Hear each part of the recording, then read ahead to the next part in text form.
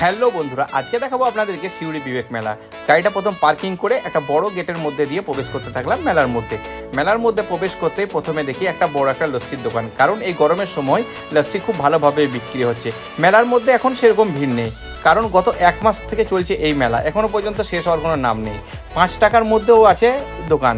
যে এই দ্রব্যমূল্যর মধ্যে যে 5 টাকার মধ্যে মাল পাওয়া যাচ্ছে, সেটা একটা অবাক করা বিষয়। আরিশপা জেদ করলো যে সে আইসক্রিম পট নেবে, তাই আরিশপাকে একটা 40 টাকা দিয়ে আমি একটা আইসক্রিম পট কিনে দিলাম। বেশিরভাগ দোকানই আছে 100 টাকার মধ্যে।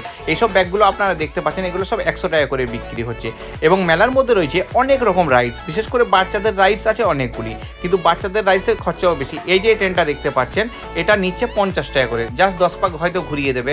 আমি কলকাতা যাচ্ছি 50 টাকা টিকিটের মধ্যে, আর এই রাইডসের নিচে 50 টাকা। তারপর আসছি 50 টাকা কভার এবং 50 টাকা গ্লাস মোবাইলের। সেখানে দাঁড়িয়ে অনেকক্ষণ দেখলাম, কিন্তু আমার ফোনের কভার সেখানে পাওয়া গেল না। তারপর বেরিয়ে আসতে দেখছি তো এক জায়গায় বিক্রি হচ্ছে 180 টাকায় ট্র্যাক স্যুট এবং 120 টাকাতে হাফ প্যান্ট এবং মেয়েদের যাবতীয় মাল। আর এইসব মেয়েদের কানের জিনিস, নাকের জিনিস, এটা তো বলতেই হবে না, মেলার মধ্যে এগুলো অ্যাভেলেবেল একবারে।